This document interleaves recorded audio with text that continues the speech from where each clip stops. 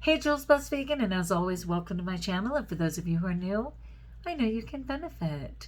So it's not news that I come from addiction, 12-stepper, all those things, and I tend to have what is referred to as an addictive personality. And yes, I'd like to think people are addicted to my personality, but it's not that. It's an addictive personality, a person who tends to just go overboard on everything. And I'm going to explore that, and I hope you'll benefit. Anyway, yes, an addictive personality. This is from AmericanAddictionCenters.org, and it's technically an ad for their center, but it's the article part that I appreciate, and I'll include it in the description of the video. So it reads, what is an addictive personality? I'm glad you asked. There's an image that is often brought to mind when it comes to people who are addicted to drugs or alcohol.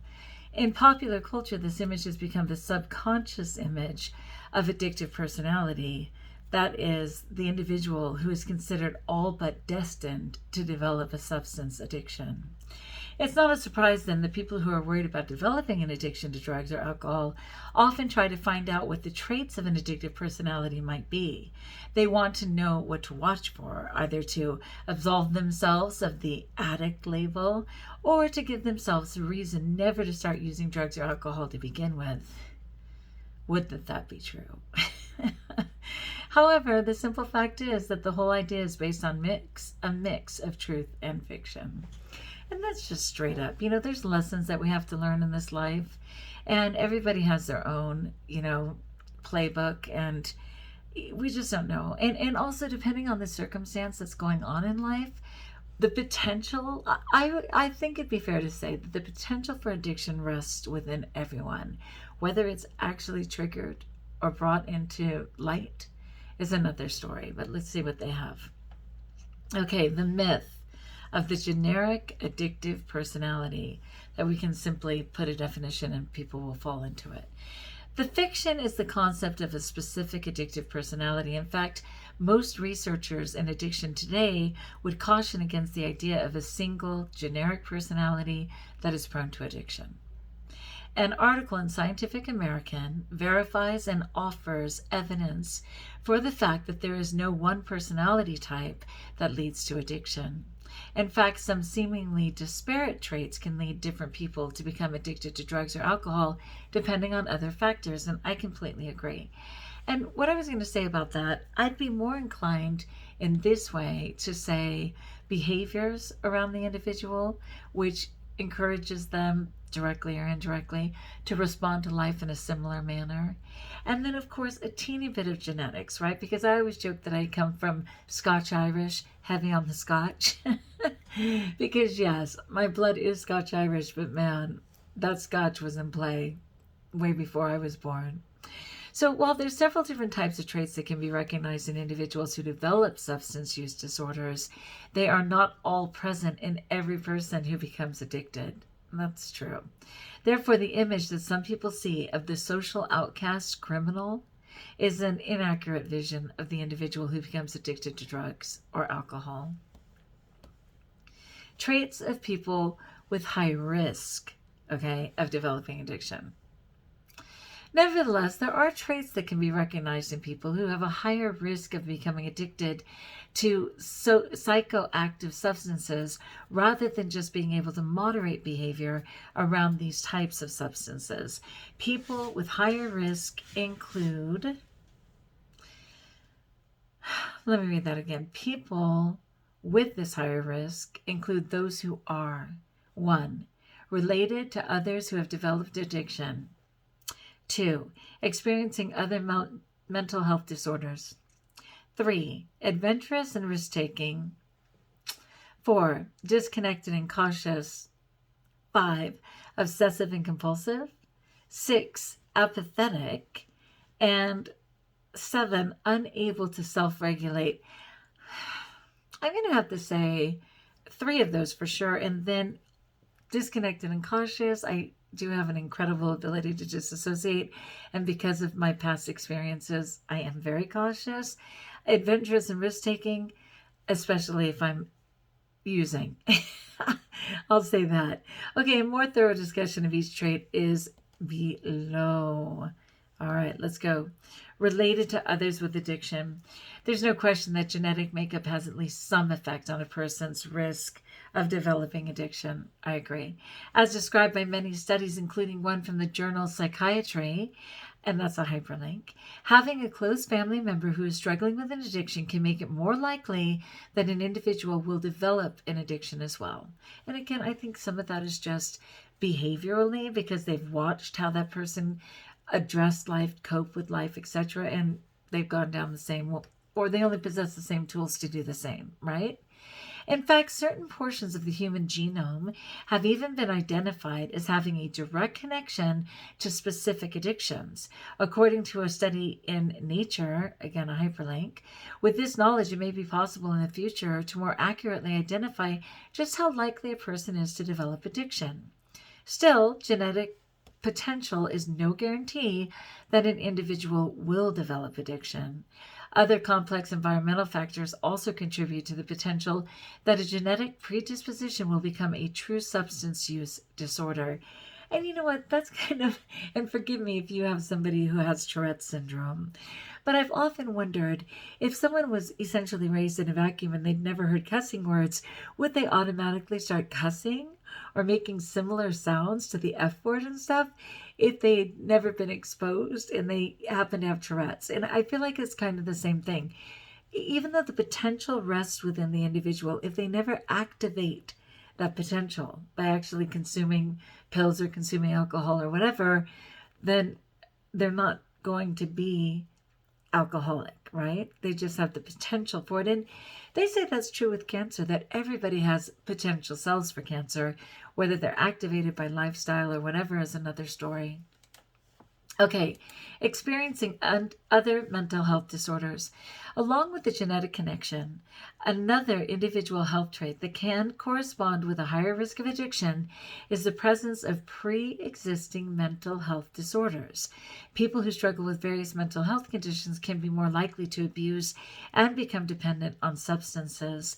These conditions include, but are not limited to, depression, like bipolar, high, or other mood disorders, anxiety or panic disorder, post-traumatic stress disorder, what up, schizophrenia or other psychotic disorders, and antisocial personality disorders. So again, I'm 2 of the 5 of those. And you're thinking, but Jules, oh my gosh, you're so highly functioning. You're so amazing. Praise God. Because at times in my life it hasn't been true and I am medication free. But, it took a lot of tools, a lot of support from people in my life. And luckily at this time in my life, I'm highly functioning. But many people aren't as fortunate. And even one of my brothers, he self-medicated because he just couldn't do the, traditional medications for depression and things. And he ended up dying just too soon, So it says, for example, as explained by Brain Facts, again, a hyperlink, studies over the last decade have demonstrated a strong link between schizophrenia and addiction to nicotine. And I'm so lucky. Schizophrenia is not in my family directly. I do have a cousin who had schizophrenia. And luckily, like I said, smoking never worked for me. And praise God, because of my asthma, if nothing else. Though everyone in my life smoked when I was a child, meaning all the adults in my life smoked. And I certainly tried it from 9 to 12 years old. And I was super young, 3rd grade to 6th grade, but it didn't stick. In fact, it has been shown that nicotine can even temporarily lessen some of the symptoms of schizophrenia. And I mean, I get it, it's weird, but most medications have multiple effects because when they say a medical practice, that's what they mean. They're practicing. They're trying anything. They're throwing everything out and hoping something will stick, right? The use of cigarettes to manage these symptoms is a phenomenon known as self-medication, which is a common source of substance abuse that later becomes addiction. And I get that because I was self-medicating to get through my childhood, and sadly, I still do, but with food, which was just far safer than being a pill gourmet or alcohol or whatever it is that I use. So my food is my last of my addictions that I've been using as a crutch. And I'm proclaiming that this is my year to no longer do that. And I've just done it all of my adult life, which is so sad. But when I look back, I've really had issues with food since I was literally 2 years old. But I just used exercise and things, right? And depriving myself and stuff to make it until adulthood before I put on weight. All right. The next one, the adventurous risk-taking trait. Some personality traits have higher risk of addiction than others. Individuals who like to take risk and who have little impulse control around experimenting and playing with new experiences and dangerous activities are more likely to try drugs. A study reported by Reuters, and that's a hyperlink, indicates that this may have to do with the individual's level of dopamine and the brain's sensitivity to it. That's super interesting to me.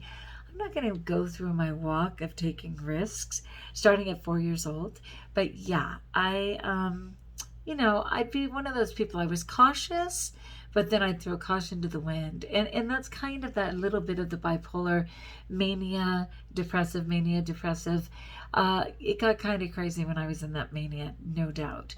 All right, people with high levels of dopamine in the brain may have a lower sensitivity to its effects.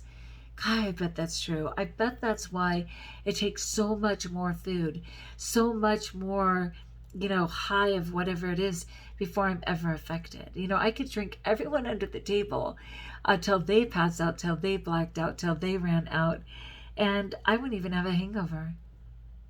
And that's part of the reason it took me so long to get sober, because I just wasn't affected the way other people were, and that could be this. It'd be very interesting. And I of course, through MRIs and everything else, I'm sure they can measure people's dopamines, but that would be very interesting to me.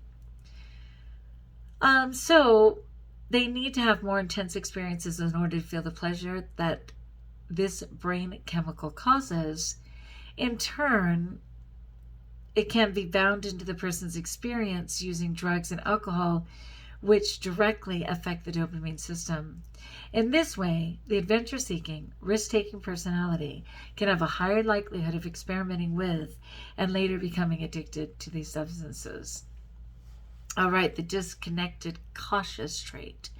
According to a Scientific American article, again a hyperlink, the bold risk-taker type who develops addiction is more likely to be a male. On the other hand, cautious people who have difficulty with social relationships and who are at the same time may suffer from depression, anxiety, or both can also develop addiction. These personality types are more often women. Considering the self-medication idea mentioned above, people with these personality traits may be more likely to try to manage symptoms of anxiety or painful feelings of loneliness, disconnection, and depression by using alcohol or drugs that dull those feelings. This may then lead to the person becoming dependent on the substance to feel good in general, which in turn can lead to tolerance and addiction. I so get it. I just so get it. It was interesting because here I am, the youngest of 13 people, right? 11 kids, my mom and dad, and just a dynamic household. But I always had a sense of isolation in the midst of a crowd, a sense of depression in the middle of the party, like it was just my chemical makeup. And I totally get this. And I am so blessed to be clean today.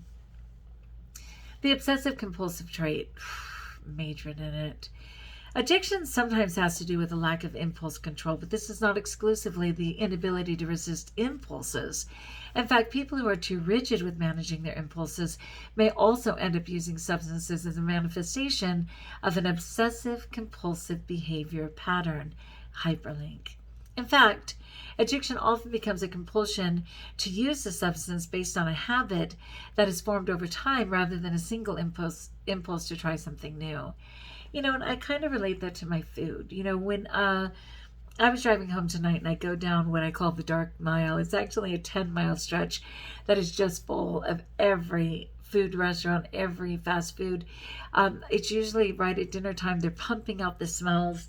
And all of a sudden my brain just starts going crazy because there's so many visual triggers. There's so many, literal, the smelling of it, the memories of it, right? Like these are my haunts. And I just all of a sudden have a sense of almost obligation or responsibility to eat at these places rather than a physical need. Really, really, I get it.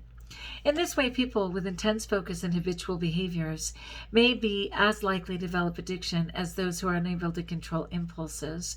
The obsession with using psychoactive drugs is a main symptom of the disorder, and it can exist both separate from and in concert with a lack of impulse control that can also be a hallmark of addiction. I can see that for all of my life. I can see that all of my life, from my earliest days of thinking about something, obsessing about it, suddenly having to act on it, just lack of impulse control. Oh my goodness. So yes, I'm gonna have to pray about that more. The next one, being unable to self-regulate. What all of these traits have in common is an inability for the individual to regulate behaviors, thoughts, and feelings that might otherwise enable an inability to moderate use of alcohol or other substances. As explained in an article from the University of Rochester Medical Center, studies are beginning to show that an inability to regulate behavior around the anticipation of receiving a reward is strongly linked to the development of addiction. I so get that. Just hoping or believing you'll get whatever it is. Yeah. However, this is not the end of the issue. Individuals who pursue the idea of reward so strongly often do not experience as much pleasure from having gotten the reward as those who do not have this issue. I totally believe it. Just like that dopamine thing. It took so much more for it to finally hit my brain. I would argue that with satiety, like eating, my body just doesn't have a sense when it's done. Like all of those things, it's a little out of whack. I get it. Discipline matters, but it's important too to recognize that some of these are chemical things that need to be looked at as well. This diminished sense of pleasure leads the person to push harder to win more in the hope that the reward response might be stronger. This again is linked with the person's levels of and sensitivity to dopamine and potentially to other neurochemicals as well. I so agree. And then it says, how do you help a person with high addiction risk? Various forms of behavioral therapies can help individuals struggling with these issues to learn to manage their behaviors and acquire self-regulation skills that can moderate the addictive response. In addition, for those who have already developed substance use problems, treatment programs can incorporate these therapies with other demonstrated treatments. This approach may help the person safely stop using drugs and alcohol and live a sober life, as well as gain control over the various traits above. And of course, I recommend the 12-step program, which is amazing, but even the 12-step program says if you need additional help, if you need psychiatry, if you need medication, even medication, while you're staying alive long enough to get clean in the 12 steps, please do. That's just straight up. Anyway, so this is a treatment center, and it's interesting. I'm just going to do the article part of it, but that's a real aha moment for me on that whole idea of dopamine and whether the brain recognizes it or not, and why there's a need to keep pushing and pushing in hopes of getting a reward that many other people would have been well satisfied with based on a natural level of satiety, if you will. And I would say for me, that can be in everything. When I become very competitive, let's say it's an argument, right? And the need to prove my point in an argument. I mean, I'm just seeing this. Oh my goodness. I so see it. Anyway, my friends, that's the addictive personality. It is something I have to work on all the time. It's not something that I want to shut down because there's a lot of good qualities as well that go with some of these, like the yin and the yang of it. But it's important for me to recognize and to let myself off the hook a little. To say, you know what, it wasn't just choices you were making. A lot of the things were in play. And I appreciate that. All right, my friends, like if you like, join us if you haven't subscribed. Let me know in the comments below. Can you relate at all? What parts can you relate to? And until we talk again, best of all, if it's not your story, know that you're blessed.